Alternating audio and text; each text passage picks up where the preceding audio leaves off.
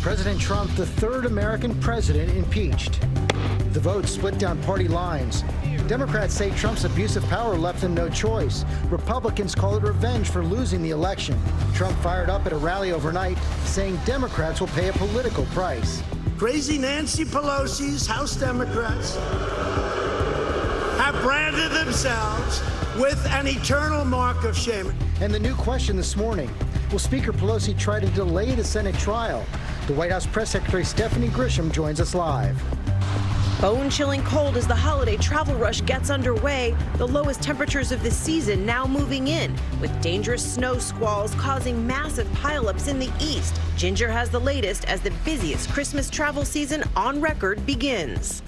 State of emergency. The U.S. now sending firefighters overseas to help as record heat blankets Australia, causing a massive outbreak of more than 100 wildfires. Horrible and hurtful. Singer Camila Cabello and her emotional apology to fans after past social media posts are discovered that she now calls uneducated and ignorant. ABC News exclusive. The quick-thinking 4-year-old who makes a life-saving 911 call. My mom fell down and she can't talk. Now being hailed as a hero. How she knew what to do, her family speaking out only on GMA. And let the good times roll. Overnight, 2-star-studded cast bringing good times and All in the Family back to life on live TV. And a partridge in a... The big surprises and what they're saying about it only on GMA. Live in Times Square, this is Good Morning America. Good morning, America. We hope you had a chance to check out those shows last night. Two classics. We're back on TV for a live event, and we're going to hear from some of the stars ahead in the show. Looking forward to that. It was a very big night last night, and it is a very busy Thursday morning here. Take a live look at the White House. President Trump is waking up there this morning as the third American president in history ever to be impeached, facing these headlines in major newspapers. You can see it right there, these front pages all across the country. Those are headlines the president never hoped to see, but at a rally overnight, Trump blasted the whole effort, calling it a political suicide mark for Democrats. Next step, a Senate trial, but House Speaker Nancy Pelosi is now raising questions about the timing and fairness of that trial. Senior congressional correspondent Mary Bruce was there on Capitol Hill for this historic moment, tracking all the fallout now. Good morning, Mary. Good morning, George. Months of intense debate came to a partisan pinnacle here last night, but this fight is far from over. All eyes are now on the Senate and the power plays there that will determine the president's fate just months before the election. Overnight, history in the House. Article 1 is adopted.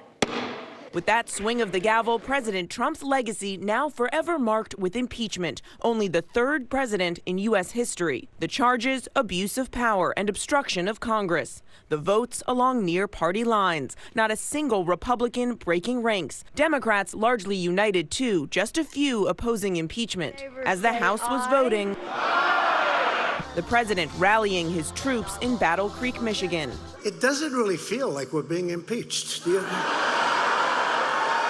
We did nothing wrong, and we have tremendous support in the Republican Party like we've never had before. He insists Democrats are the ones who will pay the political price. Through their depraved actions today, crazy Nancy Pelosi's House Democrats have branded themselves with an eternal mark of shame. And he attacked Democratic Congresswoman Debbie Dingell, who voted to impeach him, going after her husband, Congressman John Dingell, who died earlier this year. Maybe he's looking up, I don't know. Maybe. But let's assume he's looking down. The Congresswoman responding, "Your hurtful words just made my healing much harder." On Capitol Hill, Republicans lockstep with the president, adamant he did nothing impeachable. This vote, this day, is about one thing and one thing only. They hate this president. They hate those of us who voted for him.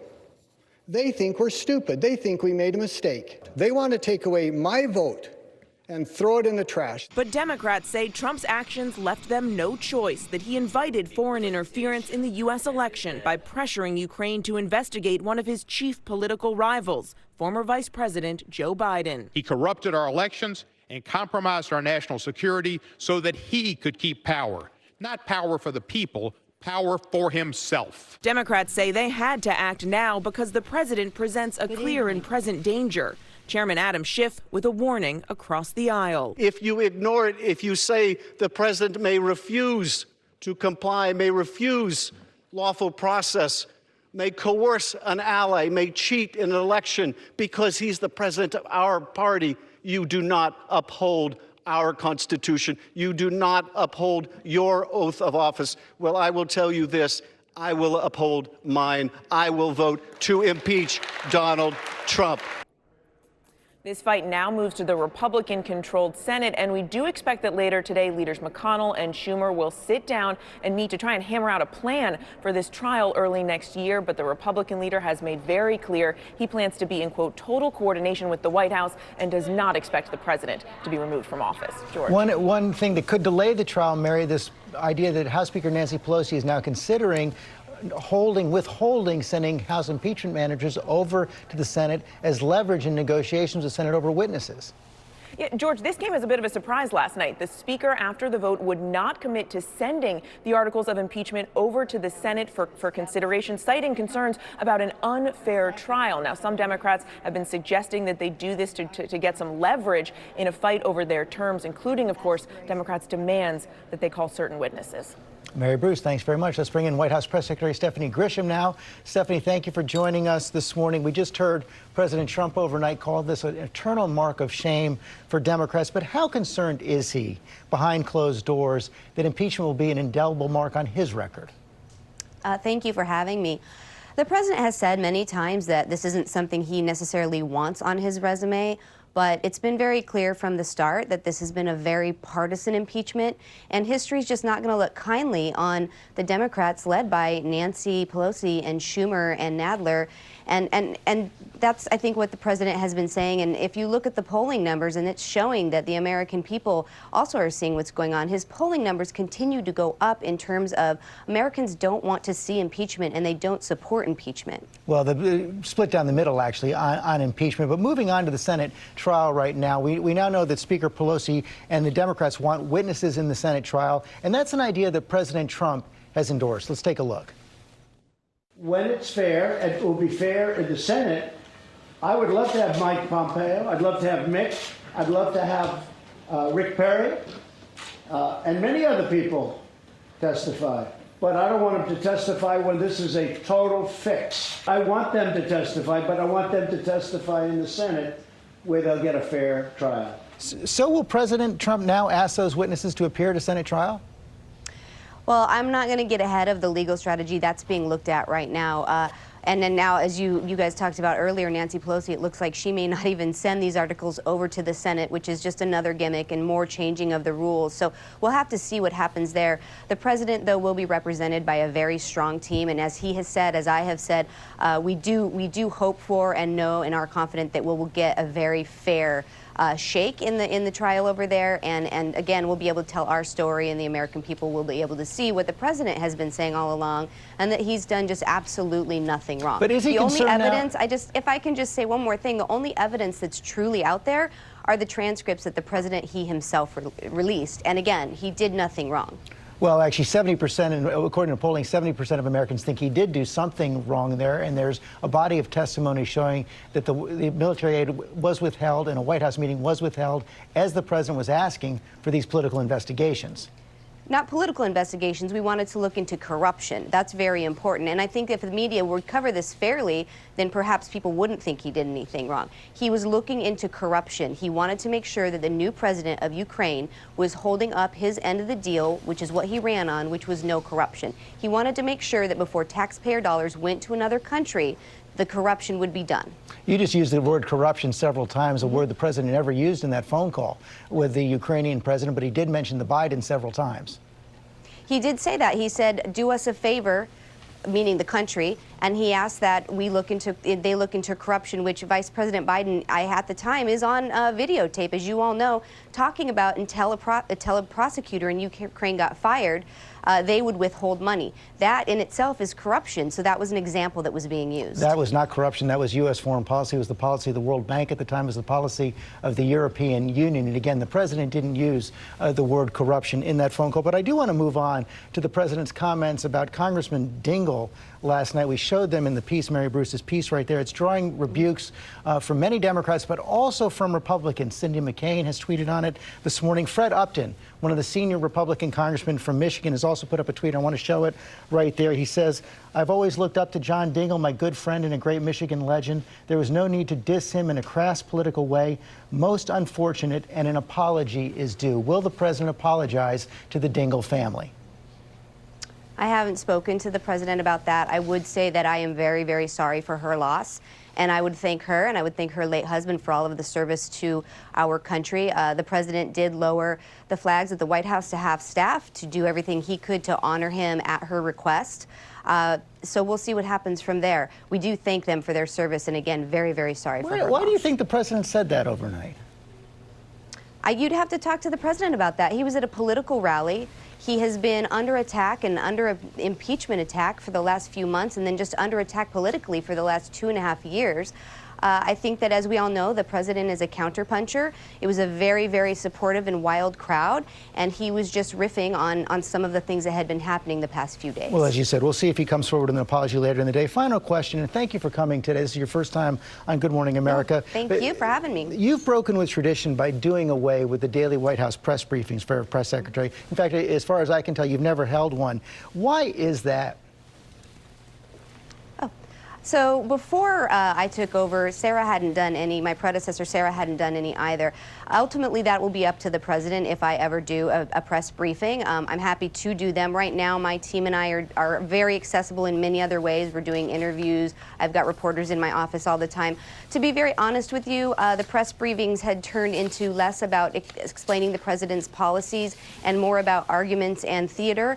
And I don't think that it was serving the American people. I think that when it's a lot of reporters using it to be able to promote themselves and sell books and be very verbose and kind of throw some tantrums, that's not serving the people, and that's not the way that the press briefing room should be used. So hopefully, if the temperature can be taken down and the president decides that a briefing is a good idea, I'll be behind the podium. Stephanie Grisham, thanks for joining us this morning. Thank you. Okay, George, the impeachment of President Trump is sure to be a main topic in tonight's final Democratic debate of the year. ABC's Lindsay Davis is there in Los Angeles, where the candidates will face off in just a matter of hours from now. But Lindsay, the real headline going into this debate is who is not going to be on that stage tonight. Exactly right, and good morning to you, Cecilia. One big difference for this, the sixth Democratic debate, is that you're going to have fewer candidates on the stage. Only 7 have made the cut. Among the front runners, you have the usual suspects, former Vice President Joe Biden, Senators Elizabeth Warren, Bernie Sanders, Mayor Pete Buttigieg. But one big headline, just months ago, the Democratic Party had one of the most diverse fields of candidates running for president. But now Andrew Yang is the only minority candidate to hit the DNC's threshold to qualify for tonight's debate. What to watch for is Buttigieg able to connect with non-white voters. That's something that he has struggled to do in the past. Impeachment will likely overshadow the night. Now, that's not something that the candidates disagree on, but they'd certainly rather focus on other issues. And with fewer people on stage, Senator Amy Klobuchar, Andrew Yang, and billionaire Tom Steyer, they may have the opportunity to stand out. Of course, now there is more at stake with the first primary voting less than 2 weeks away, and while you 2 months away, sorry about that. And of course, while you have only 7 candidates on the stage, 15 Democrats are still running for president. Among them, former Mayor Michael Bloomberg, who looms large. Cecilia. The Iowa caucus is right around the corner. Okay, Lindsay, thank you. Michael? All right, Cecilia, now to the deep freeze that's settling in this morning all across the Northeast. The storm brought dangerous snow squalls, and take a look at this time lapse showing it move across New York City. Woo, look at that. And it caused a deadly pileup as well. Gio Benitez in Albany, New York with more. Good morning, Gio. Hey, Michael, good morning. Yeah, it is very cold right now, 7 degrees, -11 with that wind chill. I want you to take a look at this right now because we left these eggs outside overnight, and just look and listen. More like cue balls right now. And you see this? It actually started cracking as it froze. You can see that yolk frozen solid. It is just incredibly cold across the Northeast. Overnight, whipping, bone-chilling winds taking aim at the Northeast. An intense snow squall with winds up to 37 miles per hour blanketing the tri-state area. This time-lapse video shows the sudden snowfall sweeping over Westchester, New York. Cars cautiously navigating the icy roads in the heart of rush hour. In Connecticut, you can barely make out the road from this weather tower camera. And outside Boston, snow falling hard and fast, leaving holiday shoppers scrambling to get to their cars. And this was the scene in Pennsylvania, a massive tractor-trailer pileup, killing one and sending more than 3 dozen to local hospitals. Drivers say when snow squalls moved in, visibility was next to nothing, semi after semi slamming into one another. And in Syracuse, as drivers were making it home from their evening commute, it was a virtual whiteout after a snow squall took aim there. And it's really worth reminding you, frostbite can set in these conditions, so you want to make sure that you're covering up because it's just so dangerous. Michael? All right, Gio, get inside before you end up like those eggs. All right, we're going to go outside to Ginger now, who's feeling the deep freeze right here in Times Square. Hey, Ginger. Hey, Michael, we have now dropped to 16. That is the coldest New York City has seen this season. The wind chill, 2. And it all came behind this cold front that brought that snow squall. So many people texting me, DMing me yesterday saying, what's a snow squall? Visibility reduced very quick, so usually 30 to 60 minutes. And you can think of it like a thunderstorm when you get a warning for that, right? It's quick, it's out, but it's very dangerous in the meantime. Behind it, that cold air, we're talking about 15 below up in Berlin, New Hampshire. Look at Saranac Lake, and even in the southeast, there is a freeze warning along that Georgia-Florida line. Jacksonville, 29 this morning, the wind chill. Cecilia? Brutal. Okay, Ginger, thank you. That bitter cold is moving in as the holiday travel rush gets underway starting this morning. The TSA is predicting the busiest winter travel season ever. So take a look, live look there at the planes in the air right now. David Curley is at Dulles Airport in Virginia. David, this is your Super Bowl. Good morning to you. It kind of is, and the crunch is on right now. This is the beginning of the winter travel season, and right here at the TSA checkpoints is where we're going to feel that crunch. TSA expecting 4% more passengers to be screened this year compared to last year. So like Thanksgiving, they're bringing on additional officers and using overtime to try and handle the lines. They were very proud about Thanksgiving, which was the busiest travel season of the year. They said wait times were 30 minutes or less. Now the busy times are tomorrow and Saturday. In fact, Friday could be an all-time high for this winter travel season, then a lull, and then next Thursday and Friday, folks either head home or go out for New Year's Eve or something. It's another busy time next Thursday and Friday. The good news, as you heard, is that there are no catastrophic storms, so the 47.5 million of us make it home for the holidays, Michael. All right, we hope they do, David. Thank you so much. And you use Super Bowl. You're getting this sports stuff down. I like that. You got it. Watch out. My job's in jeopardy. You guys, also this morning, we are celebrating the life of Herman Boone. He's the legendary real-life football coach played by Denzel Washington in Remember the Titans. Boone led Virginia's T.C. Williams High School to a state championship shortly after the school was desegregated during a period of tense race relations. That story has inspired so many. Boone was 84 years old. Incredible coach and a lot of incredible men. Yeah. Inspirational indeed. We are following a lot of other stories this morning, including that apology from Camila Cabello, the past social media posts resurfacing and why she's now calling them, quote, uneducated and ignorant. And our exclusive with that quick-thinking 4-year-old who called 911 and saved her mother's life. But first, let's go back to Ginger. And let's get that wind chill forecast brought to you by State Farm. So Josh, you going for our Drive Safe and Safe discount? Yep, using the app Driving Safe. You wanna go? You wanna go, bro? Hey, do not mess with my discount. Woo! You can save up to 30%. Let's go! Nice to meet you. Go get him, Tiger. Woo! Sounds like you've got this. Yeah, definitely. Get a discount up to 30% with Drive Safe and Save from State Farm.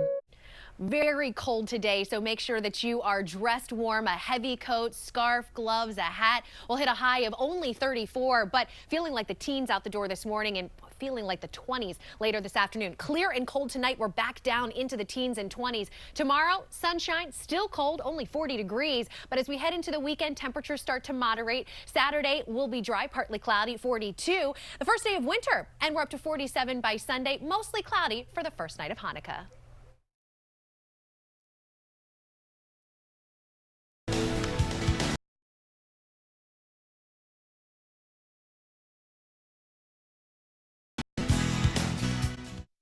We ordered 10,000 units. That sounds good. Pretty cool, huh? They're speaking to mom in Japanese and mom hears them in English.